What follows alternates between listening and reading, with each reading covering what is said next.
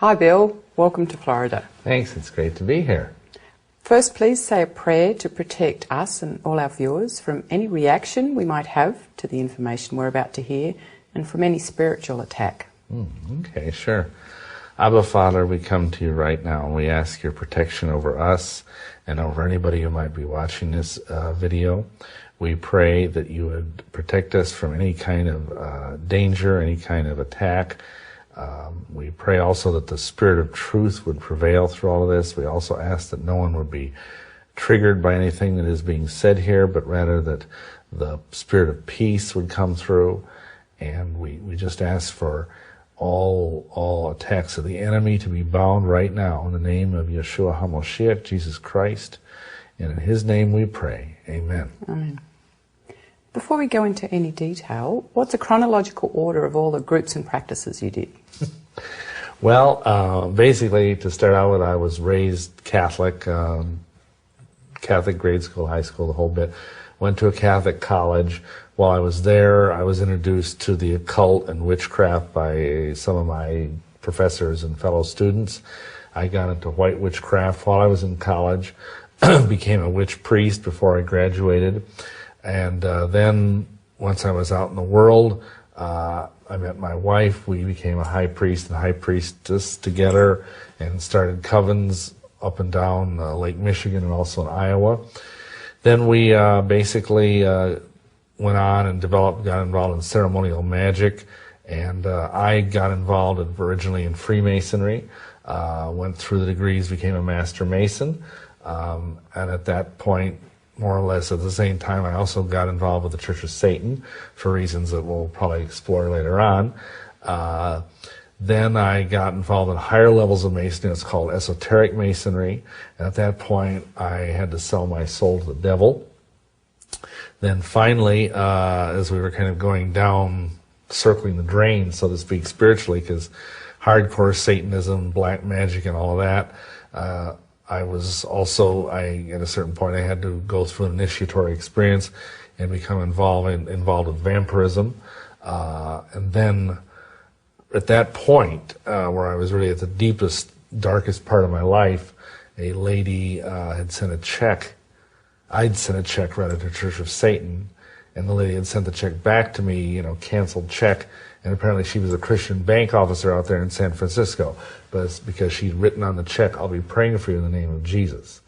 And that started a cascade of events, which first of all bounced me into the Mormon church for 5 years, which I thought at the time was a Christian church. But then the Almighty used Mormonism to help me come to a saving knowledge of the true gospel, the true Jesus Christ, Yeshua. And at that point, I got born again, and that was in 1984. So that's the short version. Wow. Okay, thank you. Yes. Did anything happen in your childhood to influence you to go in a certain direction? Well, I had really good parents, no issues there, but I had some experiences, probably the most prominent one of which was, like most kids in my age, I was born in 1949, we went out trick-or-treating every year, and that was a big fun thing to do, and nothing really was thought of it as being bad. And one year I was out, I was probably 8 or 9 years old, and I was walking down the street with my buddy, trick-or-treating from door to door, and all of a sudden I just felt like looking up in the sky because it was a beautiful October night.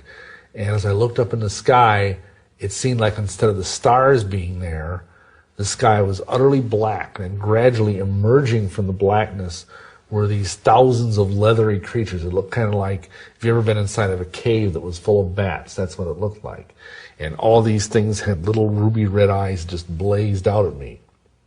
And I'm standing down here on the sidewalk, and I just felt this thrill of evil go through me, like their eyes pierced my very soul. And then my friend who'd kept on walking, he says, "Hey, Bill, what's going on? Come on, want to get more candy." And I looked at him, and I looked back up in the sky. It was a normal evening sky again. But I think at that moment I was touched by the spirit of evil. And from that time on, I began to get more and more, I became fascinated with like haunted houses and ESP and UFOs and all these kind of things, which in those days were very fringe and very weird, but I was really interested in them. And that kind of started everything up. Wow.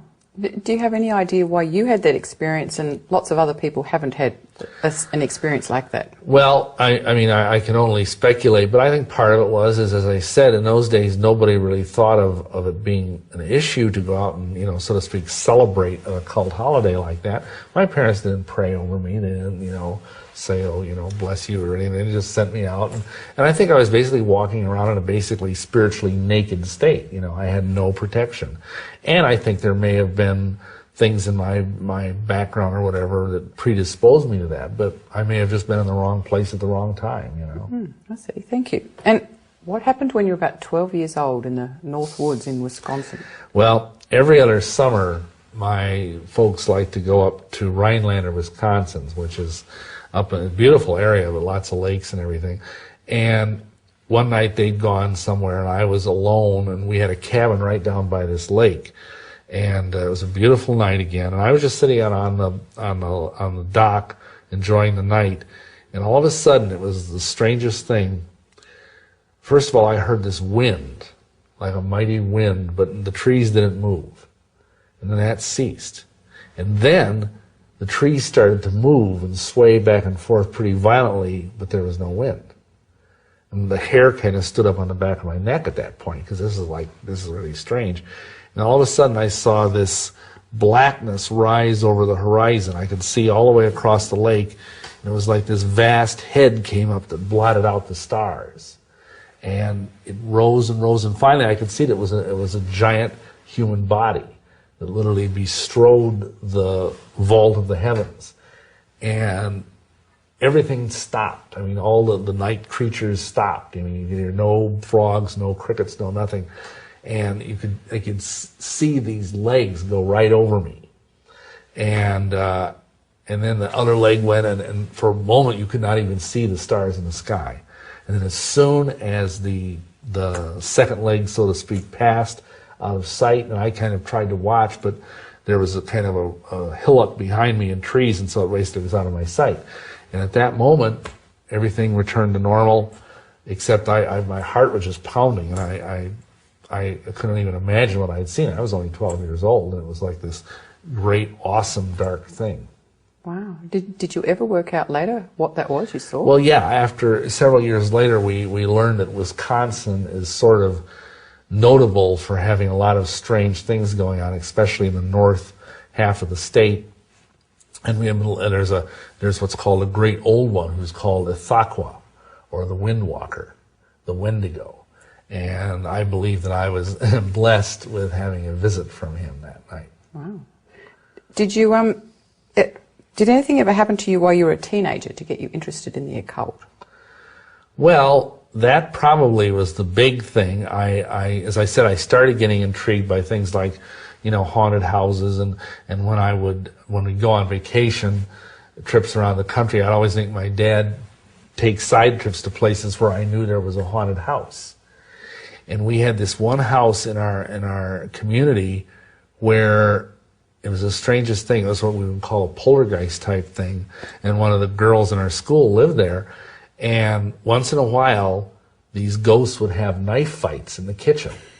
That sounds really funny, but they'd come down in the morning for breakfast, and it was like every knife, you know, because everybody has these little kitchen knives and steak knives sitting out, you know, to use, and every knife would be buried in the cabinetry. Oh, no. Just like there's these two spirits going funk, funk, funk, funk, like that. Wow. And there was no explanation for it. The doors were locked. There was no sign of breaking and entering. I mean, it was just like this. And I kept getting exposed to these weird little things. I mean, nothing really spectacular. I suppose some people think having a knife fight by invisible ghosts in your kitchen was pretty spectacular, but it just was kind of a cumulative thing I got. And you see, that's the interesting thing, is that the great Christian writer C.S. Lewis has said that the occult awakens within you a spiritual kind of lust that's very akin to physical lust. And once you're exposed to it, once that's awakened, it like creates this itch for more and more. And it's very hard to get rid of that itch once you've gotten it. And of course, you know, I was just a young person. I wasn't really prepared for that kind of thing. I see. Thank you. Mm-hmm. Have you ever done a seance? Oh, yes. What happened was when I got to college, as I mentioned earlier, we had a professor in theology who told us that Yeshua, Jesus, had been a magician. And that the way he did things like walk on water or turn water into wine was he had gone and studied in the East with, Tibetan masters or Indian gurus, or he'd gone to Egypt and studied with the Magi or whatever, So he said that if we wanted to be like Christ, and see, that's a doctrine within the Catholic Church, is that the priest is another Christ. And so therefore, he said, if you want to be like Christ, if you want to be a good priest, you should study the occult. So I kind of started reading some books, and I was very intrigued by it. I'd read about ESP and read like Hans Holzer's book on Ghostbusters and things like that. And so this one older classmate of mine, it was Halloween night, and I'd been involved in a play, helping out with the music. And he said, well, it's Halloween night, let's do a seance. And he had heard that this very important guy who'd given all sorts of money to this college had arranged for his deceased wife to be buried in the basement of the chapel there. Well, they used to do that in Europe, bury important people under the chapel.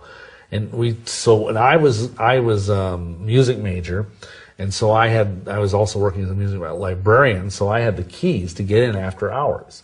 So we all went in, and there was this long corridor. At the end of the corridor were these huge oak doors. And right there was the lady buried behind those doors, a big, sarcophagus. And so we all sat down cross-legged on the floor, and we held our hands. I won't say the lady's name, but we called out her name. Come and visit us, the usual hokey adolescent thing. But the interesting was, and here's the weird thing, is that it was utterly black in this room because it was a basement. Mm. And once we turned off the light, you could not see your hand in front of your face.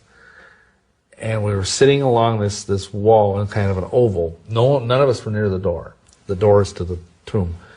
And after about 2 or 3 minutes of this guy, caterwauling and trying to make the person appear, nothing ever appeared, but all of a sudden the doors started to rattle. Like this boom, boom, boom, boom, kind of like someone was on the other side of the doors trying to get out. And every one of us just lost it. We just ran out of that room as fast as, like the devil was after us, which of course in a sense he was. And that was the beginning of a story I probably don't have time to go into on this thing, but where because we raised, so to speak, that ghost, it hung around there and haunted the place for like 2 years and scared the living daylights out of people. And it would do things like play the piano, and it would open the practice room door and there'd be no pianist in the room. Or it would actually throw people around, it would beat people up, it would cause music to appear on recording tapes unbidden, all kinds of weird stuff. So yeah, I had my share of that. Wow, thanks. We have got a bit of extra time. What's that story you said that you'd like to tell? Basically, I mentioned most of it, but the interesting thing is that at one point in our part of the country, which is Iowa, we have a lot of tornadoes and stuff happening, and because of my position of responsibility as I was called a band librarian, I was kind of supposed to watch over the music department. And one night we had a tornado warning, a tornado came nearby and knocked out all the power in Dubuque. And so the dean of men called me in and said, you go down there and watch the doors of the music department so nobody breaks in and vandalizes something or whatever. So I went down there with my buddy and we stood there, and all of a sudden we heard this organ playing inside of the music department. It was locked, and it was playing the same eerie song that we'd come to associate that with this woman. And the dean of men came along with a flashlight after about 5 minutes of hearing this music. He says, who's in there playing that music? And we said, well, as far as we know, nobody. And he says, well, this isn't right, and I'm going to go and investigate. And we said, sir, it's an electric organ, and there's no power. And he said, I don't care, I'm going in there. So, he had his key out, and he opened the door. He had one of these big plastic flashlights, and he walked in. And as soon as he walked through the door, the flashlight detonated in his hand. It just blew up. There wasn't anything left of it. He just walked back out, locked the door, and went away. He didn't know what to do with it. So the ultimate thing is that anybody who went into that music department, it seemed, would get beat up in some way or have some violent thing happen to them. And it even happened to me once. One time, I was in there after dark, and I was doing some business for the college, and I left and turned all the lights off, went back in to get something I'd forgotten, and I felt something grab me on my ankle, like actually on my calf, my left calf, that just was like a searing red hot hand. And it was blinding pain all up and down my leg. And the funny thing was, when I got home, there was actually like a first-degree burn there in the shape of a human hand, woman's hand. And for years, my wife will confirm this, no hair would grow on that area. You know, men have hair on their leg. Wow. So anyway, it was really strange. And so finally we decided we got to do something. You know, we started this. Unfortunately, the guy that had run the original seance had graduated. So by this time, I kind of read up on the occult. And I got this book called The Greater Key of Solomon, which is a not black magic, it's really white magic grimoire. And it had an exorcism ritual in there. And so I thought, well, okay, I'm going to go do this. And I went in and a friend taught me how to use a credit card to slip the lock. So I went into the music department, I slipped the lock on the tomb. And this was so strange because all my friends, in fact, like 20 or 30 people on the campus were all waiting for Bill Sneblin to get creamed. Because I was actually walking into the tomb, you know, at night, in the dark. You know, it was like, we didn't know what was going to happen. And so I went up and I stood on the tomb, because it was like about 2 feet off the ground, big marble slab. And I read this ritual of exorcism. And, you know, it was weird because it had all these Jewish names, and you were commanding the spirits to leave in the name of Adonai, in the name of Agala, in the name of Tetragrammaton, or whatever. And nothing happened. Absolutely nothing. And they were all my friends were disappointed. You know, they thought they were getting some fireworks. But the funny thing was, is after I did that, nothing else ever happened in that school. Good. Well, but the problem was, see, that taught me a false lesson. That taught me that magic was efficacious. It taught me that the occult could work power, could have power over the dead, over the spirit world, whatever. And that was actually a fraudulent lesson. Right. But see, that's how the devil does things. He will get you to think you have power over the occult realms through rituals, through ceremony, through these various books or whatever. And actually, it's a fraud. Because really, we have, without Yeshua, we have no power over evil whatsoever. Right, thank you. So when you got involved in all those different groups, what were your goals at the time? Well, part of it was because of what this professor had told me. I was under the rather mistaken impression that I would become more like Christ by studying the occult.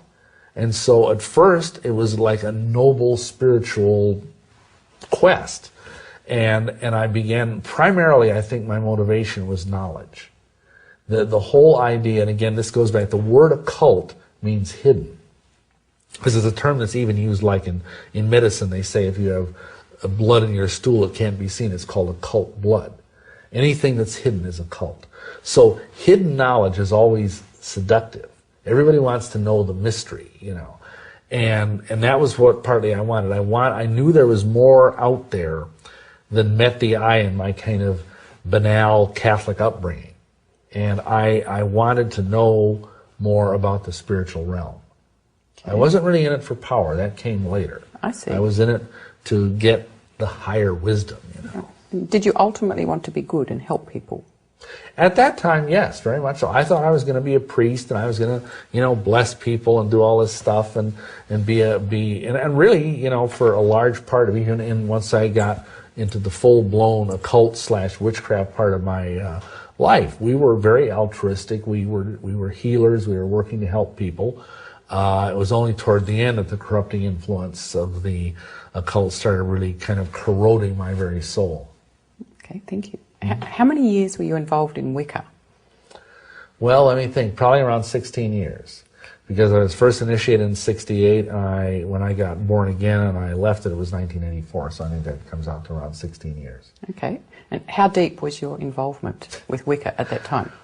Well, pretty deep. I mean, I started out, of course, you know, you begin, you study, you read books, and you get initiated to the first degree. Ultimately, from 68 and finally in 73, I was made a witch high priest, and along with my wife, who at the same time was made a witch high priestess. And we were pretty deep into it. I mean, I had a more than 3,000 book library of occult books. Wow. And we taught classes. I was a certified astrologer. I did tarot readings. I was also trained as a medium. what today is called like a trance channeler. We did psychic readings. We practiced ceremonial magic. I mean, you know, talk about been there, done that, bought the T-shirt. Well, that was me. I mean, both of us were just very, very, you know, we're kind of workaholics. We're kind of compulsive overachievers. And so when we got into this, we got into it with, I mean, there were days, even though I had a full-time job, where I would spend like 3 hours a day before I went to work practicing, doing conjurations, doing incantations, stuff like that, to try and raise, you know, levels of occult power or supposedly improve the world or whatever, you know. So we were very deeply committed. I see. And what was your normal job? Well, I had several of them. Believe it or not, once I got out of college, for a couple of years, I was a music teacher in a Catholic school because that was my degree. But I think they kind of got a little tired of me walking around with a pentagram around my neck, and, you know, so they let me go. And then I had numerous, basically kind of menial jobs until really after I got saved. I never really had a really super duper job. I worked in a foundry for a while. I was a security guard. I worked for the Milwaukee Sentinel, because at this time we were living in Milwaukee, as a person that went around and filled up the boxes at night, you know, with the newspapers. So that was basically my wonderful career. Okay, thank you. What's the difference between Wicca, witchcraft, and magic? Well, Wicca, it's actually it's pronounced witcher, really. It's the old Anglo-Saxon word that means bent or twisted originally, but it's the origin of our word witch.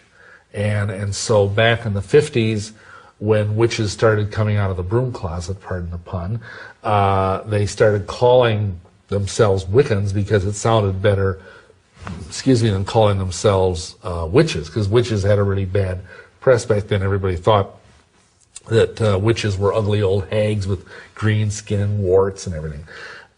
Witchcraft is what a lot of witches do, but not by means any of them, because Wicca is actually a religion. Witchcraft is a technology it's a mental, spiritual technology that some witches use. Most witches, I dare say. But witchcraft is more or less the same thing as magic, except magic is higher, if you will. There's what is called low magic and what is called high magic. And typically most witchcraft is low magic, which it's kind of like in the Church of England, they talk about low church and high church, and the high church is more ceremonial, and the low church is more simple and sort of almost like Protestant. Well, it's the same thing with this. The low magic, which is witchcraft, is usually pretty simple, more akin to what anthropologists would call folk magic, whereas magic is more like ceremonies and wearing fancy robes and very, very elaborate, things where you have to be very literate. You have to be able to read Latin and Greek and all that kind of stuff. So there's a big difference there. The technical definition of magic, which was made by the infamous magician Aleister Crowley, he said, magic is the art of causing change to occur in conformity with will. But I would add to that, because that's a little simplistic, I would add to that without any visible means of doing so. In other words, I can move a pencil across a table, and I've caused change to occur in conformity with my will, but that isn't really magic. If I could move that pencil without touching it, that would be magic. Okay, and how are you spelling magic? Well, most ceremonial, serious magicians spell magic the old English way with a K on the end, M-A-G-I-C-K, to distinguish it from stage magic, prestidigitation, pulling rabbits out of hats. Okay, thanks. So a lot of people believe that the power of witchcraft is imaginary. What do you say about that? Well, in a sense, they're right. Witchcraft, in its power, as they're thinking of it, is imaginary. But instead of the witches believe magic comes within them, or that it comes from being at one with the earth and at one with the sky, and this kind of pantheistic thing where, kind of like the Force in Star Wars, But actually, there is a real power in witchcraft, but the power comes from the demonic realm. If you say, if you give yourself over to these gods, these ancient gods, and say, I'm going to serve you, what they don't realize is that behind those gods are a mask. And behind those masks is the demonic, ultimately Satan himself. And so when you do something magical, and I did many things that were apparently, at least a very vast coincidences, at least, if not downright miraculous at most, and they were done by the power of demons. Okay, and how do you know that? Because a lot of people who maybe are into witchcraft are going to say, well, that's not true. Well, let me give you an illustration. A friend of mine, colleague in the ministry, was on a radio show, and he was talking about this very subject. And a witch high priest called up and challenged him with the very question you asked. He said, well, I don't believe my powers come from demons. I believe my powers come from the sky god and the mother goddess. And my friend said, okay, here's what I'm going to do. I'm going to pray right now in the name of Yeshua, Jesus Christ, that all the demons in you that give you the power to do these things will be bound for 1 week until you come to your senses. And he prayed that prayer right over the air, and the guy just got mad and hung up. 2 or 3 days later, the guy called the show. He wasn't even on, my friend wasn't even there. And the guy was frantic because he had nowhere else to call. And he says, I don't have my occult power anymore. It's been gone from the very day you prayed that prayer, or the other fellow did. Oh. And he said, I want it, because he was into power. And he said, obviously, your God has more power than my God. And I want that power. Now, that's not the best reason to become a Christian. But, it was a start. And that guy ended up getting saved. And he was one of the most prominent witch high priests in the greater Seattle area. Oh, great story. So that kind of illustrates the point. And I could tell you several other stories of a similar nature. Okay, tell us one more. Well, okay. This is on a slightly different tack, but I'm sure many people know about the almost supernatural powers that supposedly are possessed by high-level kung fu masters. That they can, like, punch at a wall and not even touch it and have the wall collapse, or make people fall down just by giving their ki type shout at the person or whatever. Well, one time, another colleague of mine who's a minister in Wyoming, his meeting was disrupted by this local guy who was this really high-level, Shaolin master. And he came in and he challenged the guy right there on the spot and wanted to fight him. He says, you see, you claim you worship this great mighty God. Well, take me on.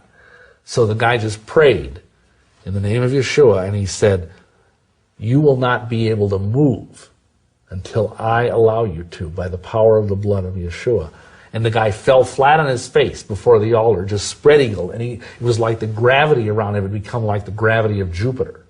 And the guy was just pinned to the floor like there was a magnet there.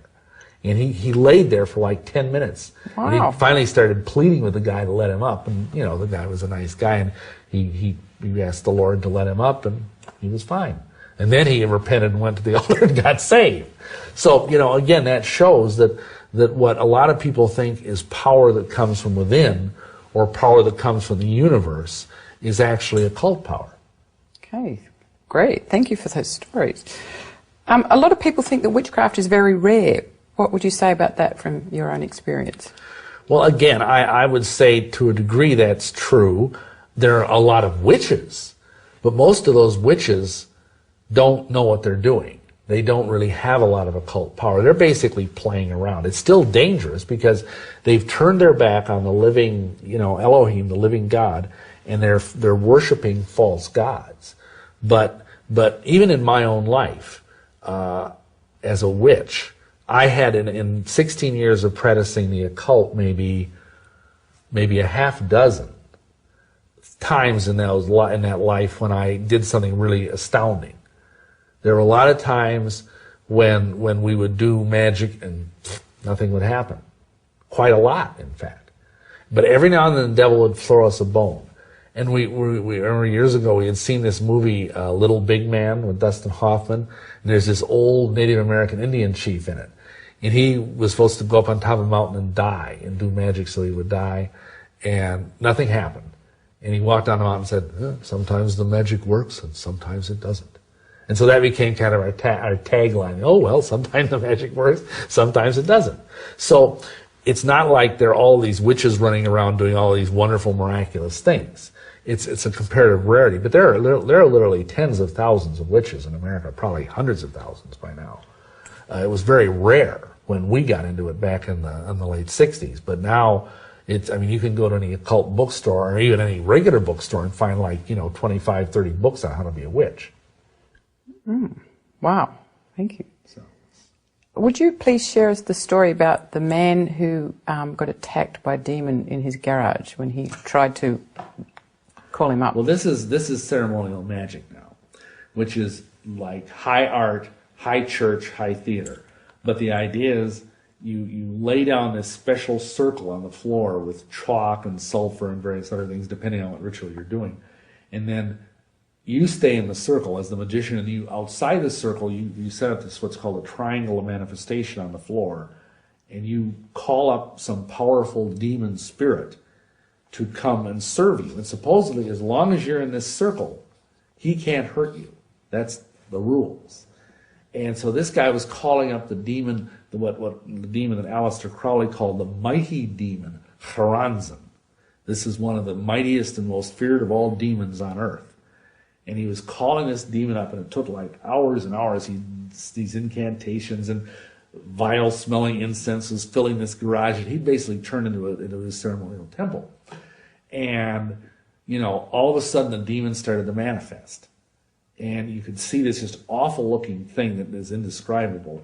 And he started to command it, because the idea is you command this demon that he will have to obey you from then on, kind of like a genie. How would did the demon just appear like as a ghost in the room, or no? what? It was like this big sort of slimy tentacle, amorphous, really not easy to describe. Very, very pustulant and tentacles and slithery and not at all anthropomorphic. And he was exerting his force on this demon, and the thing was reaching a crescendo. The magic circle was actually glowing. It was so powerful. And I know this is true because I'm the one who was sitting there keeping track of all this as a scribe, because every ceremonial magician has a little lowly peon flunky to write everything down. Wow. Kind of like a scribe. So this demon, how big was it? It towered to the very roof of the garage. Huh? And all of it, and it's because I was sitting in what they call a neutral triangle, so the demon didn't mess with me. And was it solid, or could you sort of see through it? It was sort of amorphous. But see, the ideal is that the more incense you burn and the more blood you shed, the demon draws substance from this. This is what's called the material basis in ceremonial magic. So the more incense the guy burned, the more easily you could see the demon. Well, finally, just when this thing is reaching a crescendo, all of a sudden the phone rang. And the guy reached out of the circle to answer the phone, and instantly the circle vanished, and he vanished, just in a flash of sulfur. And the funny thing was, there was no phone in the room. Oh. That's how tricky these demons can be. And I went in and I told the guy's wife, widow, and she was also into this. She was a witch and a sorceress. And she was just sort of philosophical about it, it happens. Obviously, she was very upset, but you can't call the police and say a demon kidnapped my husband and carried him into the abyss. They don't really have jurisdiction there. So that illustrates it. Even though people think this is either, fun stuff like Harry Potter, or it's like, just even not even real, it can be very real. Now, I'm not saying that happens every week, that kind of thing. It probably doesn't. But this guy was a very high-level ceremonial magician, and yet he was still able to be tricked by the demon. Wow. Now, what's the definition of a ceremonial magician? Well, that's like ceremonial magic is the highest form of magic. And it's where you have to learn long, elaborate, some rituals, like we did one ritual called the Sacred Magic of Abramelin the Mage, that took 6 months of preparation. Wow. And every day you have to go through purifications, and many of your viewers probably have heard the magic word abracadabra. Yeah, sure. Well, that came from that. That's a word on a magic square from the Sacred Magic of Abramelin the Mage. And that usually they involve robes and incense, and you have to wear certain colored robes and certain colored candles, and you have to have wands and swords and all kinds of stuff. It's not something that the person who didn't have a lot of money would want to do. And usually it involves either invocation or evocation. Invocation is where you believe you're calling on something higher than yourself, like an angelic being.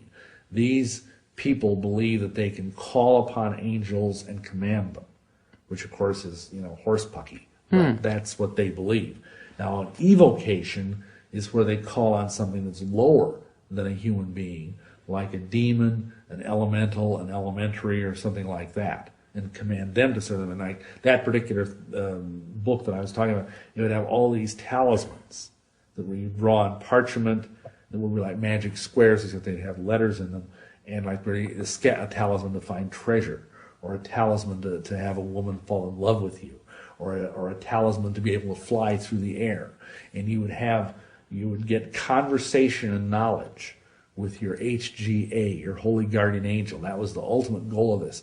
And the holy guardian angel would touch these different talismans and empower them, so then you could find treasure or fly or whatever it happened to be. So we went through all of this stuff, just months of it, and we did the ritual, and then of course we had all these talismans, and none of them worked. Okay, does that mean there's something wrong with guardian angels? No, there's nothing wrong with guardian angels. This is just a construct that they come, because you've got to realize, these people that came up with this stuff in the Middle Ages, that's where most ceremonial magic originated, was between like the 1200s, 1300s, 1400s, 1500s. They lived in fear of their lives, because if they were found, the Catholic Church, which was really the only church in those days, would burn them at the stake. And so they made their stuff sound very Christian. They used like if you were to read some of these things, you would think you were reading, like there might be psalms, there might be long passages where the person is addressed either in the name of God, like Yahweh or El Elyon or Adonai or something, or whatever. And so they were made to appear to be very holy and very sanctimonious. And they were often written in Latin, which was, of course, the sacred language. So the problem is that they did that to mask the fact that they were actually trafficking with dark forces. Well, sometimes we have, like, politicians will say a prayer to God, so that means they could be praying to someone else. How would you tell the difference? Well, I mean, only Yahweh God knows a man's heart or a woman's heart. So if he is saying a prayer, we don't know if he's really praying to the true God or not. Because really, this is might surprise some of your readers, but the name of God is not God. That's not his name. That's actually the name of an ancient Sumerian little g god of fortune or good luck. The name of the true and living deity is Yahweh. And his son, of course, is Jesus, Yeshua. So if you pray in those names, you may or may not be a genuine believer. Only the Almighty knows that. We're told not to judge people's hearts, but only to judge their fruits. And if there's someone who says, "Well, I'm a Christian politician," all this stuff, and then he's going out there and doing all this reprehensible stuff, then he's probably, you got to kind of be a fruit inspector. I see. Okay. Can you tell us some more stories that show witchcraft has some power? One example, there's a law within the witches. The witches have their own kind of Bible. It's called the Book of Shadows. And basically, one of the rules in it is the law of threefold return. If you do something good to someone, you're supposed to get it back 3 times better. If you do something nasty to another person, you get it back 3 times worse. Well, way back in the very beginningest days of my being a witch, I was just a little baby witch. And I had this other, not my wife, I hadn't even met my wife yet, I had this other girl who was working as kind of a sort of substitute priestess. And I bought her a set of what are called bigas, which is the word for the witch jewels. And it's like a special necklace and crown and all, and they're very sacred. It's sort of like a bargain basement version of the crown jewels in the Tower of London, if you will. And because every head of a coven is actually a queen. She's a witch queen. And anyhow, this girl had a friend who was not really a very good friend, and she came in and, while the girl wasn't looking, she stole those things and pawned them, those jewels. They weren't even very expensive, but it was the idea that this girl stole something from the goddess. Well, because of this law of threefold return, Within 24 hours, this young lady, who was only like 19 or 20 years old, fell down 2 flights of stairs, broke her back, and was paralyzed from the waist down, as far as I know to this day. That's not obviously a very good thing. We also, we did numerous occasions, we did spells of healing. One time a lady in our coven, her husband was having a problem with his, what they call erectile dysfunction, and we did a spell of love and it healed that. So, you know, again, there is real stuff happening here, but it's powered by the demonic. Thanks. It's not powered by, you know... And what might be the downside to those people? I mean, something good happened, but what's going to be the downside down the track? That, I mean, again, the devil never gives you anything without taking something greater away from you. That's the danger. And so the downside is that all these people got more faith in the gods of Wicca and less faith in the true God of the Bible. That's the main downside. They were more and more deeply deceived. Now, here's the funny thing. You should ask that. Without saying any names, this fellow who had the problem, once that spell was done, within about 1.5 years, he was running around cheating on his wife. And his wife didn't know about it. Oh. And he ended up finally, and she was the sweetest young lady, and he finally ended up divorcing her and marrying some, like, you know, 17-year-old chick who was like, you know, 10 years younger than his wife, kind of a typical. It was like he was having a midlife crisis and he wasn't even 29 years old. So that's an interesting illustration of how this kind of thing can backfire on you. He ended up with sort of a case of permanent priapism. Oh, thank you. Can you tell us another story to show how the power of Jesus is greater than even all these other powers? Well, when I had gone on, and we're kind of getting ahead of ourselves here, and several years after this time, I had gotten involved in Satanism. And I met a guy who was one of the highest-ranking Satanists in the whole Midwest, and he was teaching me. And an interesting thing happened. A guy, I should say, came and paid this fellow, I think it was $500 to kill his ex-wife by a magical curse. In other words, he put out a psychic hit on his ex-wife because he wanted custody of the kids. Not a very nice guy. And he paid us this money, and this fellow asked me to help out with a curse. And so we got out and we started doing curses. Nothing worked. Nothing worked. In fact, we'd send out these we even did what's called in voodoo a grand envoûtement, which is one of the great, most powerful curses you can level against someone. Nothing. The only thing that happened is that upon numerous occasions, these demonic forces we would send out against this woman would come back and beat the tar out of us. It was like they would come back and we'd get hit with horrible things, you know, like asthma attacks and seizures and whatever. And later on I found out that this guy that had made the contract, he was the son of a preacher, and his wife was a Christian. Now obviously this guy wasn't much of a Christian, but his wife was still walking with the Lord. And she was protected by the blood. And so everything we threw at her just bounced right back. Just no matter what we did, it just did not work. And of course, since we got saved, we've got so many people mad at us. We got the Mormons mad at us, the Masons mad at us, the witches mad at us, the Satanists mad at us. We've got so many people cursing us, we have to, you know, kind of like, you know, keep a phone book full. And yet 99% of this stuff never gets through because we're protected. You know, it's kind of funny. The Hebrew word for blood is dome. And I tell people we're under the dome. Like kind of like the force field that's around us that protects us by the power of the living God. Great. What can you say about the light, since so many people think if there's a demon or a bad thing that they'll just send it to the light and that solves all problems? Well, we were taught that as spiritualist mediums, because both my wife and I were ordained as spiritualist ministers and mediums. Oh, if you see a spirit coming, you just say, oh, do you stand in the light? Or like you say, if it's a bad, oh, I just send it to the light. You know, well, people forget that light is like, it's neutral. I mean, and Lucifer himself, the name means light bearer. He's called an angel of light in Paul's epistle to the Corinthians. So light in and of itself, I mean, there can be a false light.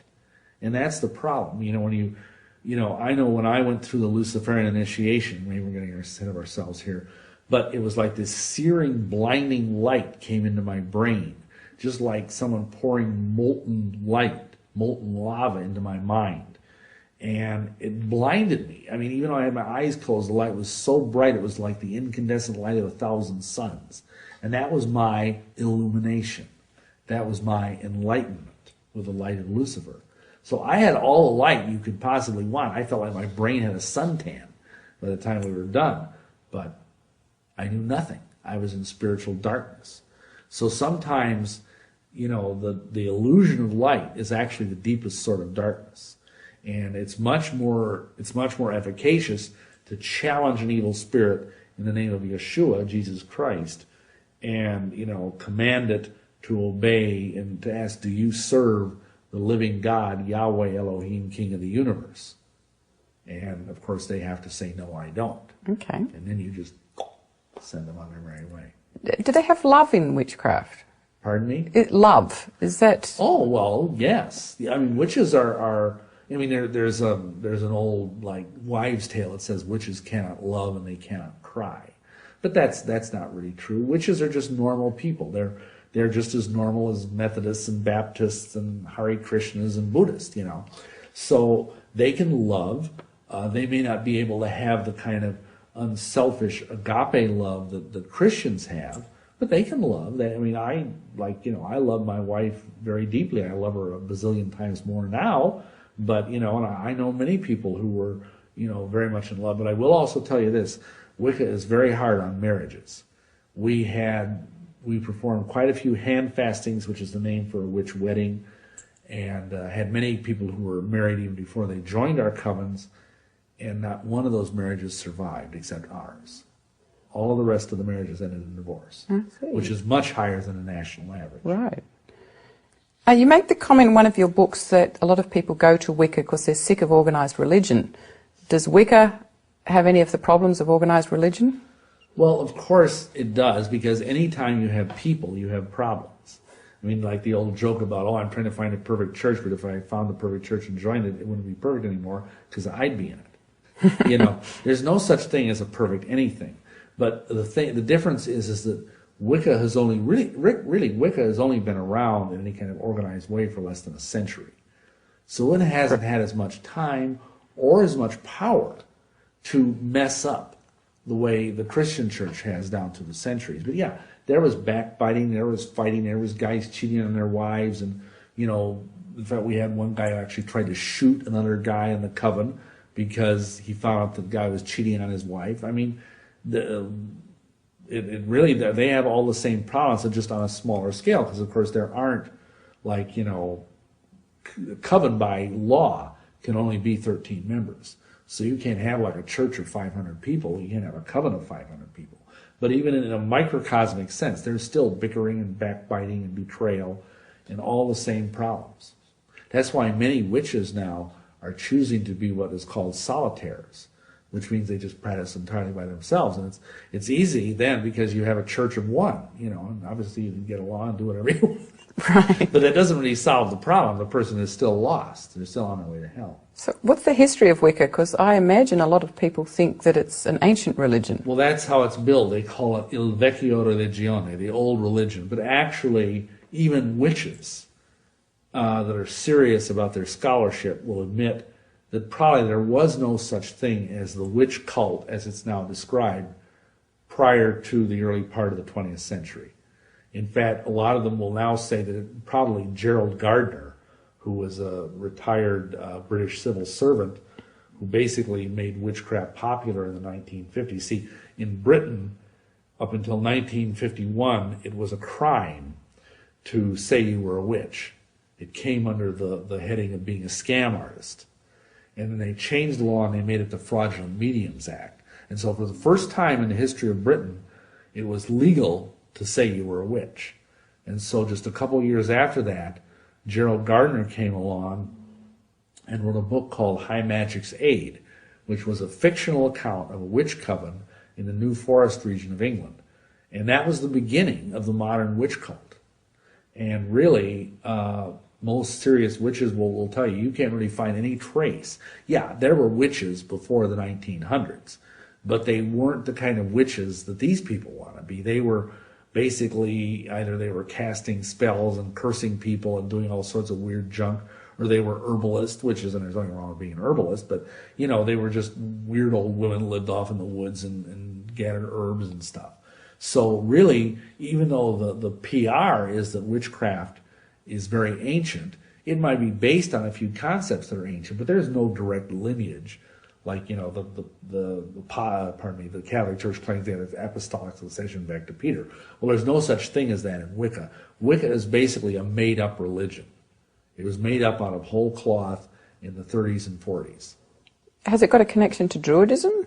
Well, yes, because although really that even is very tenuous, because, see, very few people even know what the Druids actually did. That's true. It's kind of, they're a religion that, because they had no written language. See, that was one weird, wonderful thing about the Druids, is they had to memorize everything.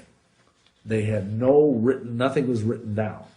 And because of that, we have no real record except in the broadest sense of what Druids believed. And actually, Druids did not believe a lot of the things witches believe. For example, Druids did not believe in reincarnation. They believed in the immortality of the soul, but they did not believe in reincarnation.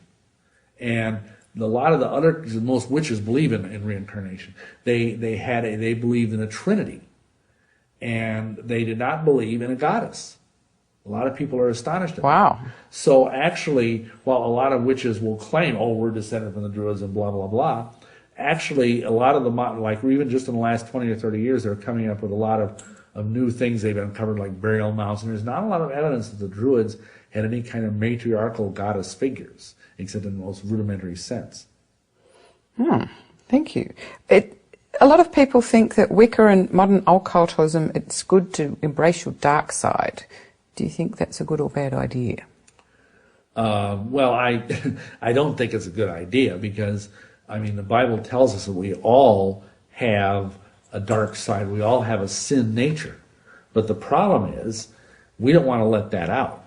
You know, we want to ask the Lord to come in and transform that by the power of his love. But because, I'll tell you the problem with all this. It all goes back to Carl Jung. Jung was a very prominent psychologist, probably the second most influential psychologist of the 20th century after Freud. And he had this idea of the collective unconscious, and the idea that all of us had like what he called the shadow within ourselves, which is like this dark, slimy, evil part of ourselves that we don't want to acknowledge. And Jung taught that part of becoming individuated, which means becoming whole as a person, is embracing that dark side. And it's not a good idea when we know what happened to, you know, Darth Vader in the Star Wars movies. You don't want to embrace something that's evil. I mean, all of us have parts of ourselves that are not good, that we don't want to acknowledge. What we need to do is give those to the Almighty and say, transform these by the power of the love of the Holy Spirit. Not embrace them and say, well, it's okay if I want to nurture my inner child molester, or my inner mass murderer, or my inner serial killer. No, you don't want to do that. You want to repent. You want to get right with the Almighty. Great, thank you. Mm-hmm. From your own experience, if someone's thinks they're having bad spells cast on them by someone else, what do you think they should do? Well, first of all, if they're not a Christian, they should get born again. But beyond that, assuming they are a Christian, and we get letters like this just about every day of the week, because everybody knows I'm an ex-witch. And essentially, we tell people, well, first of all, be sure you're walking closely with Yahweh God. Be sure you're not in any kind of sin. Because typically, if you're a faithful believer and you're under the blood, nothing was going to touch you, unless, like, you have a rare situation like with Job, you know, where Yahweh basically said to the devil, okay, you know, go ahead and do something for my greater glory. But that's not common. And so I tell them, first of all, be sure your own house is in order. And second of all, if things are still getting through, then you need to do some aggressive warfare praying. You need to be sure you're putting on a full armor of God according to Ephesians 6:12 and following. You need to be sure your land is prayed over, your house is prayed over, that you've consecrated yourself and your family, your kids, to the service of Yahweh God. And that usually helps, you know, basically wipe out all of that. Good. So that's the number one. I mean, you know, there are some rare cases where it persists beyond that. And then there's more detailed stuff. We go into that in one of our books, Blood on the Doorpost. Okay, excellent. Thank you.